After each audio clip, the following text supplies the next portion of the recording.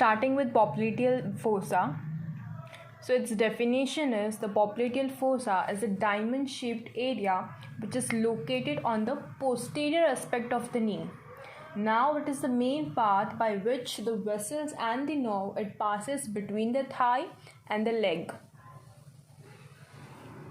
Starting with its border, so popliteal fossa is a diamond shape with mainly 4 borders.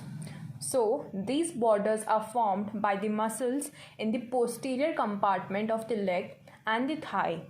So the superior medial border is semimembranosus, the superolateral border is biceps femoris, the infero-medial border is medial head of gastrocnemius, and the inferolateral border is lateral head of gastrocnemius and plantaris. And the floor of the popliteal fossa is formed by the posterior surface of the knee capsule, knee joint capsule, popliteus muscle and posterior femur. The roof is made up of mainly 2 layers, that is popliteal fascia and skin, and popliteal fascia is continuous with the fascia lata of the leg. So starting with diagram, so this is the superomedial border. So here you can see the semimembranosus and above it there is semitendinosus, right? Then you can see the inferomedial border which is mainly comprising of the gastrocnemius, that is medial head. Then you can see the superolateral border which is mainly comprising of the biceps femoris, right? And this is the inferolateral border which is mainly comprising of the plantaris and gastrocnemius, that too lateral head. And starting with its content, so the popliteal fossa is the main conduct of nervovascular structure which is entering and leaving the leg.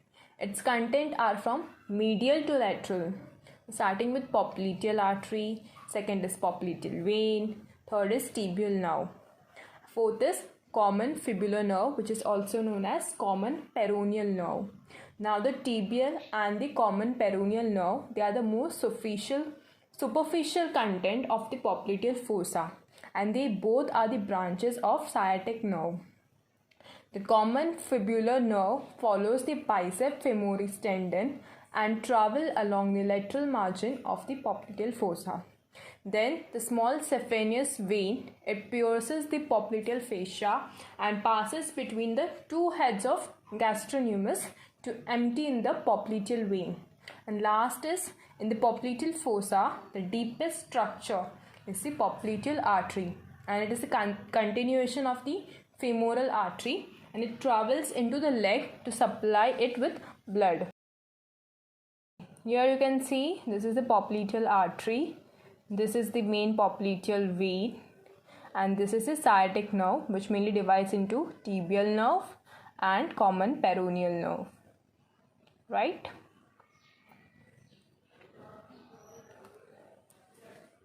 Starting with the clinical anatomy, so the appearance of a mass in the popliteal fossa has many differential diagnoses, but the major 2 causes are Baker's cyst and aneurysm of the popliteal artery. Starting with first Baker's cyst.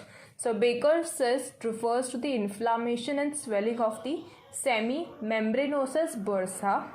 And here a fluid is filled sac found in the knee joint. It usually arises in the conjunction with osteoarthritis of the knee. Whilst it usually self-resolves, the cyst can rupture and produce symptoms which are similar to the deep vein thrombosis. Starting with the second clinical anatomy, that is popliteal aneurysm. See, what is aneurysm? It is a dilation of the artery which is greater than 50% of the normal diameter. So the popliteal fascia is tough and it is non-extensible, and so an aneurysm of the popliteal artery has consequences for the other content of popliteal fossa. The tibial nerve is particularly susceptible to compression from the popliteal artery, and the major feature of tibial nerve compressions are first that is weakened or absent plantar flexion. And second is paresthesia of the foot and posterolateral leg. An aneurysm of the popliteal artery can be detected by an obvious palpable pulsation in the popliteal fossa. An arterial bruit may be heard on the auscultation. Here you can see the aneurysm, that is dilatation of the artery, then the normal diameter.